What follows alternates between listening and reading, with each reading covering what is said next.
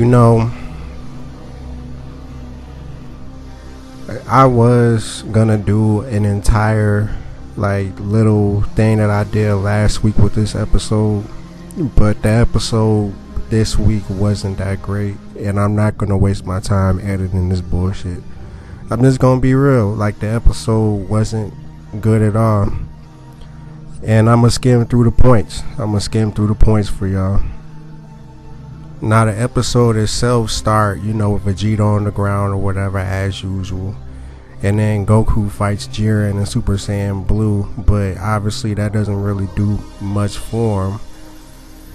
Well, I take that back, man. Like he did hit Jiren a couple times in Super Saiyan Blue, and there was actually a scene where he landed, like he laid down landmines for Jiren or whatever, because I mean, like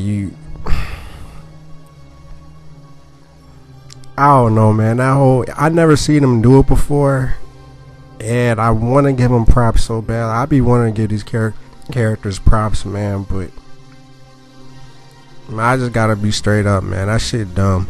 For the simple fact that why would the mines work, Goku, when a full powered Spear Bomb couldn't work, when a full powered Final Flash couldn't work, when Ultra Instinct didn't work? Why would mines work? And then people try to, in the stands as usual. And I'm gonna get to the people in the stands. I'm gonna get to them, cause I'm really tired of them. And it's a issue that I've never really touched on like that, but I made fun of in my past reviews because it was irritated me, and I make fun of shit that irritates me. So he basically tried to distract Jiren with the mines, and what I really don't get is, in the past episode, I know people are tired of hearing about Kale and Caulifla because they're gone, but I really have to point this out. Goku was using an instant transmission, and Jiren couldn't track him, and it seemed like he couldn't track him because he was trying to blast him, but Goku was dodging him with the instant transmission. That was his whole ploy. But in the previous episode, Super Saiyan 2, Caulifla was able to track instant transmission. I'm not even talking about Kefla. I'm talking about just plain old Caulifla. She was able to track, Goku's instant transmission. He instant transmission and appeared, and then got blasted or something, or hit. I can't really remember. I just remember she tracked him. So I don't really get why Jiren, if he's so much more powerful than Super Saiyan Blue, how he was being, I don't know, man, how he was just missing. So another thing, man, Jiren, they try to shield it by saying that he jumped or whatever, but he was literally floating, and he continued to float when Goku fired Destructo Disc at him. And this is where they pretty much negate Destructo Disc usefulness, because like whenever people discuss Krillin being the most powerful human, and you really can't dispute that now, because I mean he got beefed up for the tournament while Tien didn't. And I ain't gonna really touch on that, but pretty much before the tournament, that was Krillin's saving grace. Oh, every time he used the Destructo Disc, he was able to cut through whatever he was aiming at. And then people be like, what about Cell? Oh man, that was filler. Or not. Yeah, they'd be like, oh yeah, that was filler. That didn't happen in the manga. You know what I'm saying? Same thing with Super Saiyan 2. Gohan launched Destructo Disc at Cell. I mean, not Cell. Cell launched Destructo Disc at Super Saiyan 2 Gohan, and he caught him. It was filler. So I really want to see what they gonna do when the manga catches up to the tournament, because this nigga Jiren literally caught the Destructo Disc and he threw it back. So yeah, man.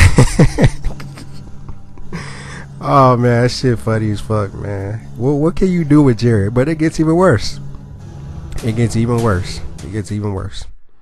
So Goku is fighting Jiren on the edge, and he gets on the other side of Jiren with Jiren being closer to the edge or whatever. But then he uses like the Destructo Disc somehow, and they come back and cut off like the piece of the ledge that Jiren is standing on. And Jiren is clearly way below the ring. Way below the ring. Clearly. And I'm all like, well, now, you know, he up out of here. But then they automatically, Goku uses instant transmission to go to Vegeta because he's outside of the ring. He would have fell, right? And then Vegeta comments and says, Vegeta comments, he says something to make you think that Jiren's gonna come back, and then Goku's not even surprised. And it's like, you literally saw this man fall 200 feet below the ring, but then they show this nigga Jiren jump on top of rocks and jump back into the ring, and then he powers up even more against Super Saiyan Blue Goku, who's supposed to be tired. Just keep that in mind, he's supposed to be tired. I'm so tired of saying that. Y'all know he's supposed to be tired at this point, man. So he powers up even more. He uses more power against Super Saiyan Blue Goku than he did against Ultra Instinct. They have completely negated Ultra Instinct in every way possible in this tournament, in this one arc. I've never seen them throw away a form like this that they introduce in an arc like this. It is useless now. What is the point of Ultra Instinct? In this episode, Goku is doing better in Super Saiyan Blue than he did Ultra Instinct. So Ultra Instinct, man, I don't even really like that form. I think it's a lazy design overall. I like Goku's eyes and the aura or whatever, but overall it's very fucking lazy. So they have like a little tussle or whatever, and Jiren or whatever, he punches, he does like a little punch motion, and it goes past Goku, which is kind of like what Frieza did to the planet Namek before Goku went Super Saiyan. I took it as like a warning shot, like I'm way more powerful than you. Goku immediately goes to base, and Jiren starts landing on him. And then Goku starts standing like he's about to go into Ultra Instinct, and I'm like, this bitch better not fucking go into Ultra Instinct. I swear to motherfucking God, he better not. But he didn't. Vegeta comes up, he makes like a little speech or whatever, like a little flashback where he was talking to Kaba. And I really don't get why he's so attached to Kaba. He literally probably only spent 30 minutes of his whole life with Kaba. They talked briefly in the tournament, and then I'm talking about Universe 6 tournament, and then they talked briefly before the tournament, and then they had a little dialogue here and there. So I'm saying maybe like 30 minutes of his life. He should not even give a fuck about Kaba. But I digress, it's whatever, it's for the sake of a plot. And he powers up, him and Goku power up to Super Saiyan Blue, and Goku taps into Kaioken, which isn't surprising at this point. And then Vegeta, he taps into his new form, and then they both go ahead up with Jiren, and that's how the episode ends. Now, I didn't touch on Dispo and Frieza. Basically, Frieza is toying around with Dispo in his base form, and he has like a very similar scene when Goku knocked him down on Namek, you know, and he dusts himself off or whatever after, you know, getting up for like the rocks. I noticed that right away. And I noticed it right away, man, because I literally just watched Kai and it was in there, you know what I'm saying? So it's like fresh in my memory. I see like a lot of the similarities. So Dispo is being toyed with, and then they do the only shining moment in this episode that was botched was Topo almost getting eliminated. Now Topo almost got eliminated because 17 came up with a plan with Gohan and said, I'll stop his attacks or whatever, and then you take the moment and blast both of us out. I was like, alright, that's a good plan. So 17 or whatever, he fighting Topo, and Topo grabs him. 17 activates a barrier. Gohan fires a Kamehameha at him, and then they about to slide out the ring, but of course, you know, Topo punches 17, and 17 like drops the barrier at like the last moment, and then Topo doesn't get wrung out. And that actually would have been a good moment, you know. 17 would have went out like a G, and then Topo would have been up out of here. You know, it would have made, you know, them beating Universe 11 a little bit more believable.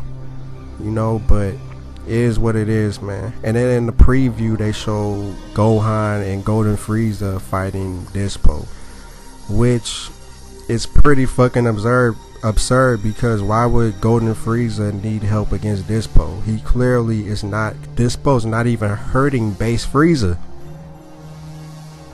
Frieza is like smiling at him and saying, mocking his attacks and all that, and he goes to Golden and Gohan steps in to help Frieza.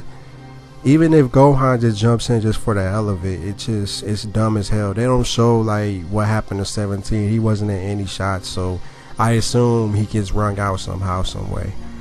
And obviously, you know, Goku and Vegeta, they're gonna keep fighting Jiren. But let me get to the people in the stands. Now, I never really vocally touched on how annoying they are in every fucking episode. Half of the episode is them talking about the fight. And then they always do like this little slow panning over Goku, Vegeta, or whoever else is fighting at the time. You know what I'm saying? They do like a little slow camera moving around them and shit while they talk about what's going on. They like Goku just be standing there. They're all like, Goku standing there. Goku could throw a punch. Goku was throwing a punch. It's like, nigga, shut the fuck up, man. We don't want to hear this. And it's like, I don't mind them commenting. It's just they do it way too fucking much. Like whenever anything happens, the camera goes to the stands and then they fucking talk about it for a good 30-40 seconds. I kid you not. I'm not even exaggerating. A good 30 or 40 seconds at a time is them talking about the fight. We hear about the fight from them more than we actually see the shit.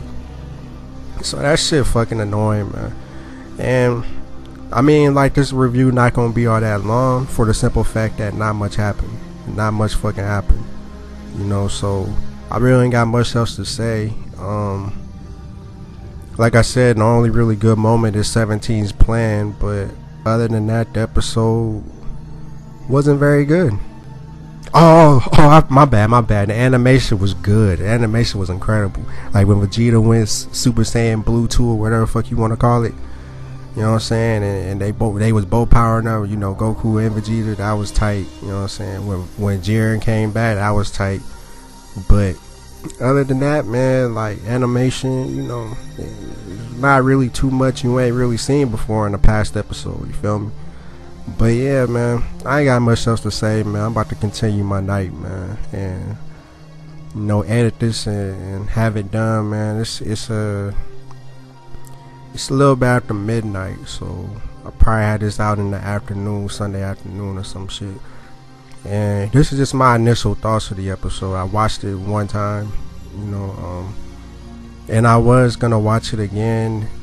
My plan really was to watch it again, but literally there wasn't much going on in it for me to actually want to see it again. Cause last week some shit really did happen that was kind of humorous and something that I could really react to. This episode didn't really have much, so I'm not gonna put y'all through that torture. You feel me? I'm gonna have a little clips or whatever to show y'all what I'm talking about.